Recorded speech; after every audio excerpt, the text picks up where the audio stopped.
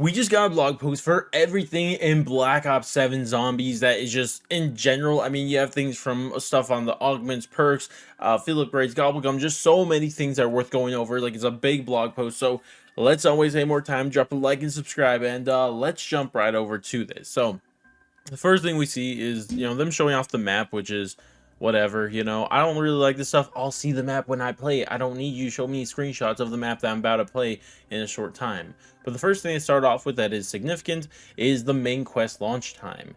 And it seems like, so the game is dropping on November 14th, like probably 12, maybe your local time, but I'll be making a video on how you can play it even earlier than that. But the Easter egg will be locked, so it's a fair start for everyone at 10 a.m. Pacific on Friday. So it's going to be a global launch for the Easter egg, but not a global launch for the game, which I don't understand why I don't just do a global launch at this point. Like, it's just so annoying that people have to use stupid methods in order to play the game at the time everyone else is playing it, because the embargoes get released on, I think, the 12 a.m. New Zealand time, so everyone just pretends they're in New Zealand. It's just stupid, but at least they're doing this still. I still could appreciate this, and honestly I like this more because I like learning the thing and all the new mechanics and all that before you actually get into hunting for the Easter egg. So I do appreciate this regardless. But now they give us a lot of information on our loadout, weapons, and just a lot of things in general. Well, I mean, they tell us the guns are going to be 28 range guns to choose from at launch, which is already a decent amount, and I hope that they don't do the same mistake in Black Ops 6 where they add every single DLC gun into the mystery box, because then it's almost impossible to get the gun you actually want. So anytime you add, like, I think 28 is a fine place to be. Plus the wonder weapon obviously is going to be like 29 things you could possibly get from the box. So to me, I think what they should do is just keep it at 28 all year long, every single map. Add the DLC maps when the DLCs come out, but then take out a couple of the launch map guns and stuff like that. To me, I think that would be the much smarter thing to do. And they tell us about the normal things you expect, obviously 2 melee weapons, and then telling us each could be pack-punch, rarity, ammo mods, the stuff you expect with modern zombies. There's weapon prestige, which is interesting. I know they're actually locking some attachments behind weapon prestige, because I actually hate weapon prestige. I hate doing it. Even though I like regular prestige, I don't like weapon prestige, but it looks like they're going to be forcing you at least to do weapon prestige 1 to unlock 1 attachment. So that's a thing to look forward to, I guess. Yeah, but he says all of them have their own camo grind, military. Yeah, it's just the mastery camos, as you would know. But here's it gets into our arsenal, which is also a sick picture. What the hell? The disciple? Oh no, that's us as a disciple attacking. Okay, I was like, the disciple's going to be buffing that, but I remember that's not. There's no just regular, enemy disciples. Anyways, these are going to be things you can unlock along the way, and I think they go over this twice, so we're not going to go over this here. But they show us the 7 tacticals, and the things that we already know we're not going to go over. We know how to stun, we know how to stim, we know how the Casimir monkey bomb, but there are 2 new ones here, which as you can see, oh shoot, no, but didn't mean to do that. There are 2 new ones here. With the hunter bot and the psych grenade, and I'm curious how the decoy works, because I didn't read that. But first things first, let's just go over stun grenade. 250 is going to cost a craft, and it can be unlocked immediately. And then the stim shot, 250 again, but you have to be at player level 21. And then the psych grenade, this is interesting. It says explode on impact, releasing a lingering cloud effect of hallucination gas that brain rots zombies. Oh wow, okay, that's interesting. It can be accessible through, the things you would expect, and it costs 800 salvage. Okay, that's actually interesting. I did not know it brain rot zombies, so this potentially could be pretty powerful and pretty useless. But this unlocks at player level 29. The Hunter bot, and this is a tactical. Keep that in mind. Personal device that hovers near and homes around near special and elite HVTs. And explodes on impact, so it just targets the elite enemies and goes after them. That's interesting. Maybe if it does enough damage, it'll be worth it. I doubt it. But it's interesting that it just targets, the special elites and HVTs, so that's cool. But you get the same ways. Costs 250. Considering it only costs 250, I doubt it's going to be that good. But then it's level 42, you unlock it. Decoys, let's see, do they say, I mean, we know what it does, it distracts the enemies, but it got a huge nerf in Black Ops 6 compared to Cold War, that people just didn't even use it, and they don't actually even say anything that it does. Actually, I'm curious, do the overclocks from what's it called, multiplayer have a zombie version? I mean, considering they're not saying it, I guess not. But regardless, costs 500 and you can unlock it immediately, so no leveling up. Then we have the Casimir Black Hole Grenade, player 47, 1500 salvage, Monkey Bomb, level 24, and 1000 salvage. Stuff we would expect. Then we have the 7 lethals, frags, stickies, clusters, combat axe, pinpoint turns, C4, and Molotov. So the only new one is pinpoint turns, but we did use it in the beta on like the Psych Grenade, and it was pretty useless. It was just a mini sentry gun that didn't do that much damage. So I'm not sure if we're going to use that, but we'll just go over 200 salvage for the frag. It's 250 salvage and can be unlocked immediately. Sticky grenade, 250 salvage, player level 12. Cluster grenade. Oh yeah, wait, cluster grenade is new. I didn't even think that. Actually, this might be good. Well, no, we did use this in the beta too. It wasn't that great either. It just like doesn't do that much damage. It's just double exploding. It blows up once with no initial explosion and drops little grenades to blow up again. It didn't do that much damage in the beta. But this is unlocked with 250 salvage or level 5.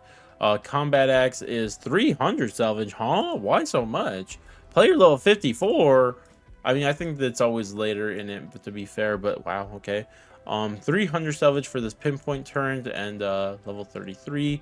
C4 is 400, which I guess makes sense because I did see how it was very useful for a lot of side Easter eggs in Black Ops 6, so I guess they're trying to combat that. And then level 41, and then Molotov is going to be 350 salvage and level 26, so that's interesting.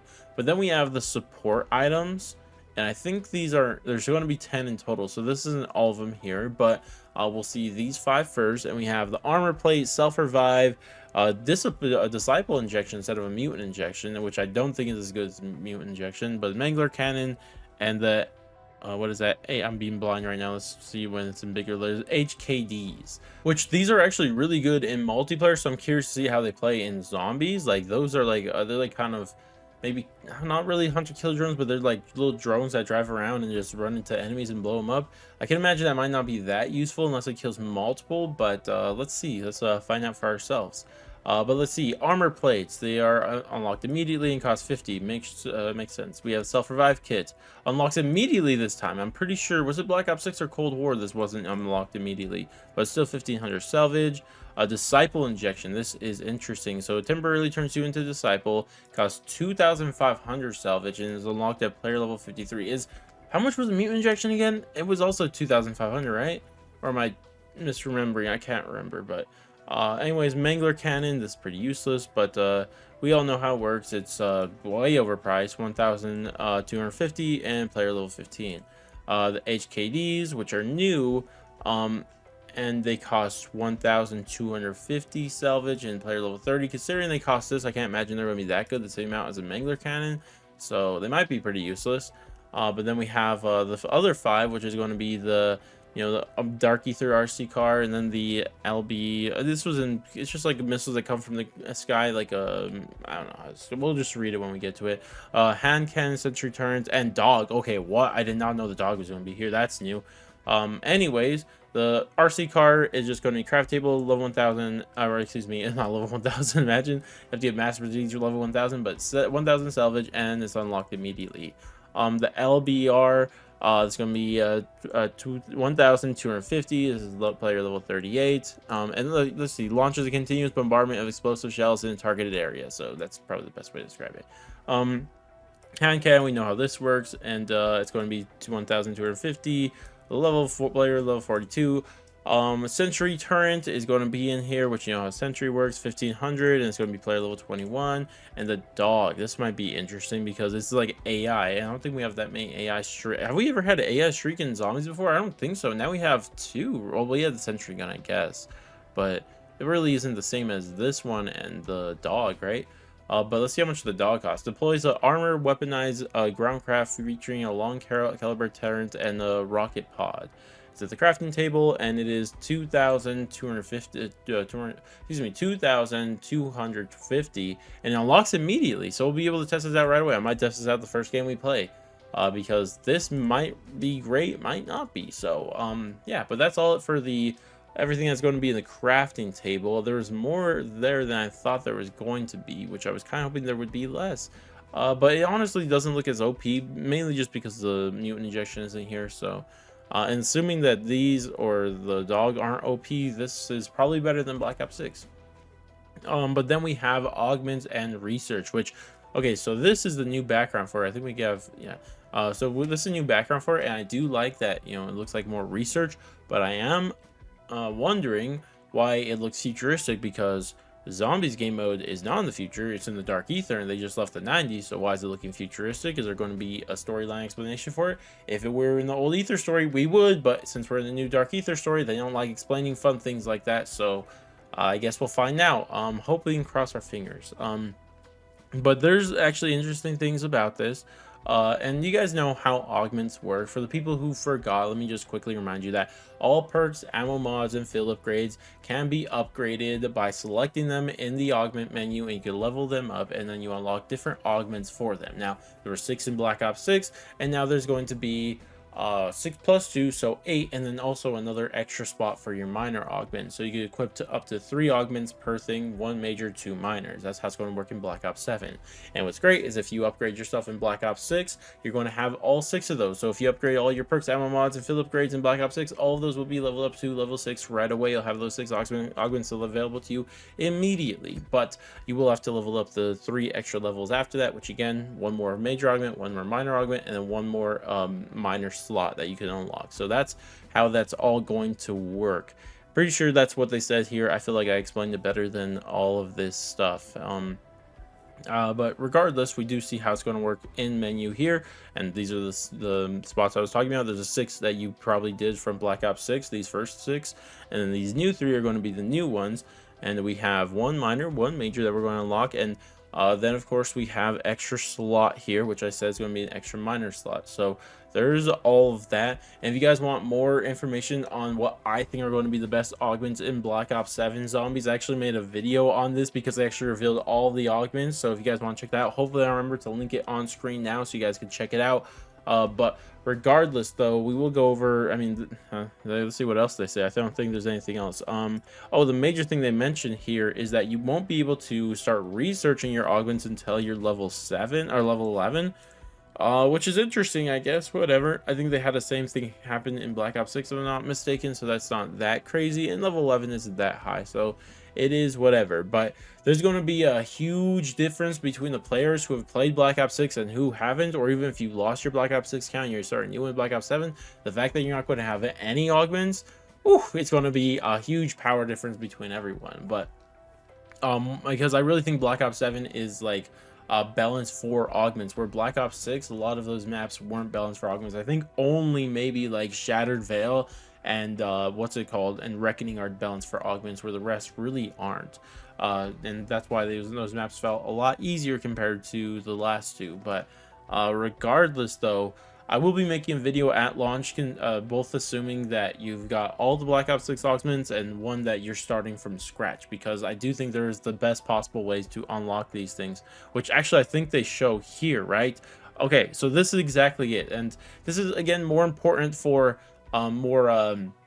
people who just started with Black Ops 7 and play Black Ops 6. But how you actually unlock augments is that each augment or each perk, and you should always start with your perks, don't worry, well, maybe like one field upgrade that you really want to use, maybe like Ether Shroud, but you really should focus on doing your perks first, in my opinion, because they're going to make the biggest difference. But keep in mind, once you get to level 11, you can't just upgrade anything you want. You have to upgrade them in a specific order. Like, for example, if you want to do the new perk, Whoops T, you're going to have 21 total augments researched before it. So you have to unlock 21 total augments. And keep in mind, every perk, you know, has, I guess, 8 now, so it's not as hard. But you have to keep in mind that you can't just jump into any of these. And the first one you have to upgrade is actually going to be stamina up over here. As you see, unlocks immediately, where the rest, you know, do 12, you know, do 15.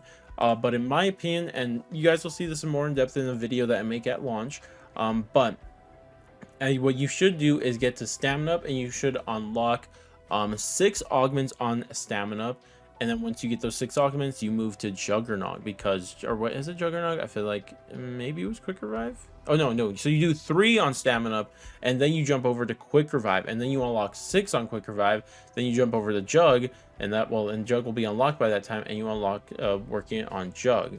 And then I don't know how much that would be. That would be 6 plus 3, that's 9. And then Quick Revive would be another 6, or maybe even you got all the way to 8, based on, you know, which augments you want.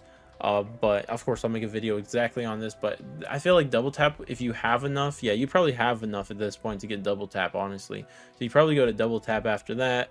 Then you guys will see it. It's probably Speed Cola. I'll figure out exactly at launch what's the best order, and I'll make 2 separate videos, or maybe 1 video with different parts of it to break down which augments you should unlock first.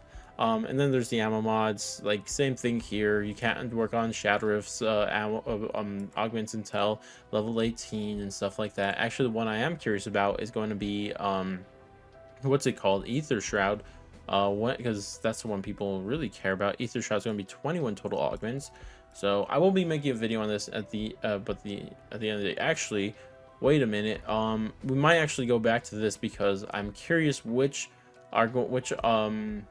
things are going to be available. Okay, here it is. So Frenzy Guard is at level 8, Healing Aura is at level 17, Toxic Growth for some reason is 29, and Ether Shroud is 48. Okay, I feel like I'm going to be using a lot of Frenzy Guard until I rather permanently unlock this or get to Master Prestige, because level 48 is high. Also, I'll be making a video on what you should be using your permanent unlocks in this game too, because I did that with Black Ops 6 and people really like that. But then we get to this Gobblegum section. But actually, wait, which ones? So that wasn't all of them. So you're going to have some by default. So which ones is it? There's 4 of them: Healing Aura, Frenzy Guard, Toxic Growth. Okay. And if we look at all of the field upgrades, we have, so 2 will be unlocked by default. That's going to be Energy Mine and Dark Flare. Okay, interesting. That's an interesting first 2 to have unlocked. So yeah, that's cool. Anyways, though, now we move on to Gobblegums. So let's see. For the people who don't know how Gobblegums work, single-use edible power-ups that give unique and mostly powerful benefits of the player. Okay, well, we know that. Variety Gobblegums are listed within career progression unlockment. Oh, okay, so I know what this is. So if you guys played Black Ops 6, you would know that when you would level up, you unlock just like free Gobblegums throughout your levels. Same thing with your prestige levels too. So I think that's what they're going to talk about. But as we probably know, your Black Ops 6 Gobblegums will carry over to Black Ops 7. And if you unlock Gobblegums in Black Ops 7, there will be access in Black Ops 6 the other way, except unless they're unique for Black Ops 7, they won't go that way. Yeah, so you're granted Gobblegums for the type of rarity, listed level. Okay, we know this. Okay, and here's the Gobblegums that we're going to unlock as we level up, and I hope the new ones are here. Level 9, we're going to get a Power Keg. Level 14, Killjoy. Level 20, Power Vacuum. There we go, we got a new one. Level 23, Stock Option. Okay, whatever. Level 30, Re-Equipment, and that's a new one too. Dead Drop is going to be 32. Round Off is another new one, which is 36. 39, Explosive Flourish, I'm pretty sure that's a new one. And then Hidden Power is 41. Armageddon 45, which is a new one. And then Gift Card is going to be level 50, which is also a new one. And I think, well, here they're going to list off all the Gobblegums in the game. I'll read off the names of the ones, but I'll only read the description of the new ones. So Killjoy, it's going to give you insta-kill. Then we have Cashback, gives you max ammo. Temporal Gifts makes power-ups last longer, both on the field and when you pick them up. Stock Option shoots from your stock. And over here teleports you to a random place on the map. Power Keg will drop you a full power-up. Tactical Diffusion will, it doesn't exactly give you a nuke. I forget exactly how to describe it. Disables the next nuke power-up explosion, gives you 2,000 essence. Oh, that's how it works. I almost forgot. I only used it once in Black Ops 6. Then we have Arsenal Accelerator, which will make you get your shield upgrade faster. Shields Up will give you all your shields, and they will last, and they'll be buffed for a bit too. They'll take extra more hits and stuff like that. Then Aftertaste. This is a new one, or it's a new one, but it's actually better than it was in the past. But it's a conditional one, and it activates on revive. Keep all your perks after being revived. Very cool. This might not be as cool because of an augment on quick revive. This is literally just what one of those augments do. But this could be nice if you're playing with some, players who are a bit struggling and you need them to keep their perks in the East or in the boss fight or something like that. But the rest, you guys know what they do. For the epic Gobblegums, we have recycle. Why is this purple? It just respins the box. Whatever. Dead drops. That's a new one. We'll get to that. Re-equipment. That's no, re-equipment isn't. Oh, yeah, it is a new one. Yeah. The Who's Keeping Score gives you double points. Free Fire gives you infinite ammo for a little bit with everything except wonder weapons. Exit Strategy will immediately start a exfil. Power Vacuum is a new or a returning one. It's not as good as it was, but we'll read it in a bit. Profit Sharing. As long as you or your teammates are next to each other, you'll be sharing points. If somebody gets points, everyone gets those points. It's super OP on especially 4-player games. It's crazy that's just a purple, honestly. Like, this one's the one that's an absolute steal. Probably the best value Gobblegum in the game. Explosive Flourish, is that a new one too, or is that old? I don't remember it. I think it might have been one of the last ones they added into it. What does it do? Last 2 minutes, reloading creates an explosion around you. Okay, that is garbage. Wow. Why is that purple? Soda Fountain, and this only works for one purchase, unfortunately. It's a nerf version, but when you buy one perk, it'll actually give you another perk for free random. As a random perk for free, which is actually nicer in this game because they actually change it when you do get a free perk. It doesn't increase the price of your next perk because keep in mind with Black Ops 6 or Modern Zombies, it goes up 500 for every perk that you buy. But if you do get a free perk in any way, instead of going up by 500, it's going to be actually not going up by 500 with every purchase, which is kind of nice. But nowhere but there is final one is going to be just teleport to a place where your teammate is downed and you can just revive them. But here, let's go over the new ones. It's going to be 2. We have re-equipment. It's a timed one, and it's last 5 minutes. Your equipment slot is refilled over time. I feel like it could have been like an augment for one of the perks, honestly. Yeah, Power Vacuum is timed, last 5 minutes. Kills have a higher chance to spawn in power-ups. Okay, so I think the problem with this and why it's not as good is because you know what, because what the original Power Vacuum did, not only did it give you an increased chance to gain power-ups, but it also took off the cap of how many power-ups you could get in a round, because I think they cap it off the amount of power-ups you get in a round is 5, if I'm not mistaken, or at least used to be. But in Black Ops 3, when you have Power Vacuum, it would get rid of that cap and increase your chances. So with Power Vacuum in this game, it's probably just going to give you 5, and that's it for that round. So that's why it's not as good. I was wondering what they changed. So I thought they just did overall nerf, but the fact that it doesn't have that secondary ability is the reason why it's not as good. So interesting. Also, by the way, I just realized they have Dota descriptions, Dota 4. Maybe we'll make a video on this. Gain a random combination of 4 nukes and boosts. What the hell? Yeah, okay, I didn't even realize that. But we're not worried about Dota 4 right now. I don't know why I call it Dota, but anyways, we have the legendary Gobblegums. We have Idolize. Everyone on your team becomes invisible to zombies. Wall power. The next wall purchase wall gun you buy is Pack-a-Punch. Flavor Hicks. This will turn into a random Ultra Gobblegum. Immolation Liquidation. This will spawn in a single fire sale. Support groups. This will drop you what was it exactly? Just random. Well, let's see in this game because it's actually different now thinking about it. The RC car, the Mangler Cannon, Sentry Gun, Disciple Injection, in that order. So it drops you those things. That's whatever. What's it called? Then we have Round Off. That's a new one. Phoenix Up will revive all down teammates and they keep their perks. Modifier Chaos. I think that this lets you activate your ammo mod as much as you want instead of having a cooldown. It takes off all the cooldowns, so like almost every shot is going to activate your ammo mod. Then you have On the House, gives you everyone in your game a random perk. Wall-to-wall clearance. This makes all wall buys. That doesn't include the what's it called, the armor, like 10 cents or something like that, or 10 points. Crate Power will make your next gun you get out of the box a Pack-a-Punch, and then Armageddon, that's a new one. But let's go over these 2 new ones. Round Off, conditional, activates on round transition. Rounds are preventing from advancing for 2 rounds. So you just repeat the same round 2 rounds or 3 rounds in a row. So if you activate on round 9, you're going to end round 9, and it's going to activate, and you're going to do round 9 again, and then it's going to activate again. It's going to do round 9 again. So you stay on that round for 3 rounds, in other words. So a kind of a random one. I don't know how useful. Maybe like for people who are trying to do Easter eggs on really low rounds, or oh my gosh, wait a minute, yeah, if you have 4 people in your game, well, you can just stay on round 1 forever, right? Now thinking about it, Now, actually thinking about it, assuming there's not a step that forces you to go to a higher round, like you just stay on round 1 forever if you keep spamming these. Wow, I did yeah, that's kind of crazy. I didn't think about that.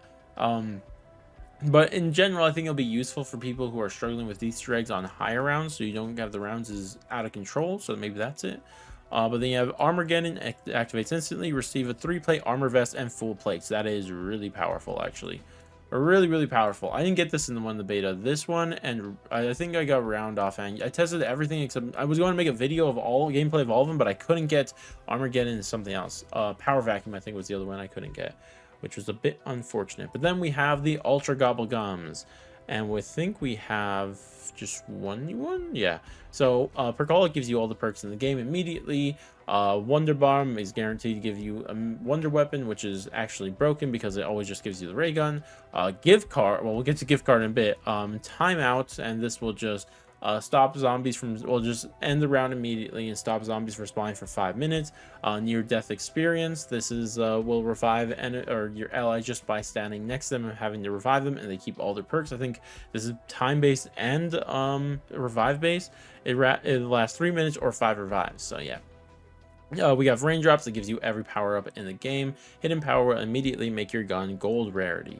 But the new one is going to be gift card, activates instantly, gain 30,000 essence immediately. Cannot be combined with any other bonuses. So yeah, there's all of that. And then we have the whimsicals. I don't care about whimsicals, but that's that. But here it goes over all of the modes that we're going to be playing in this game, including, it says more about directed and cursed. But I guess we'll see this. So you have training course, skipping that. Standard, which is going to be the mode that we're probably all going to be mainly playing. I don't know, maybe when it comes to directed, we'll see. But it's just going to be traditional round-based zombies on the biggest round-based map ever, Ashes Dam. That's fine. Directed mode, this is the one that walks you through the main Easter egg and holding your hand. But as you guys can see, this is going to be dropping with Season 1. That's interesting because at the launch of Season 1, they're also dropping DLC 1 Astra Malorum. So that's interesting. I'm not going to be able to try this out for a while. Oh, I might have to save all these. These are gonna look cool. But regardless though, yeah, so this won't be there till Season 1, but it just walks you through the Easter egg. I would love directed mode so much. Survival, we know what this is, just on smaller maps. The only one that's going to be there on launch is going to be Vandor's Farm, but they're going to add in other ones that they've already announced are going to be there with Season 1 and Season 1 Reloaded. But then, of course, there is the big one, Cursed. A more challenging experience for more advanced players. Additional player can discover and activate relics to even face the harder challenges in exchange for new levels and power and rewards. Or, yeah, it says another glimpse at Cursed. So, once you found out how to access Curse, the real challenge begins. Your focus now shifts to the following rules that should govern this mode. Relics. Acquire relics by completing challenges in Curse mode. Oh. Challenges? I thought they were going to be Easter eggs that we had to... Huh? Oh, I thought all of them were going to be cool little Easter eggs. Okay, they're challenges. That's interesting. Hopefully the challenges aren't stupid. Wow, okay. Anyways, tiers. Equip relics to increase the current tier level and add unique challenges and bonuses to your match. So this tiers thing is interesting because they don't like explain it that well here. But I guess we'll come back to it when they say this, but we'll get into it. But they do say rewards, complete the curse at different complete curse at different difficulty tiers to unlock more exclusive rewards. Okay. Well, I guess we could just skip to this. Relics. These are significant debuffs to increase the challenge in curse match. There are 9 to find across Ash of the Dam. For the more potent a relic, the greater the challenge you face with the relic you've chosen. However, the more potent relic, the greater your tier power becomes. And this is interesting because they say tiers.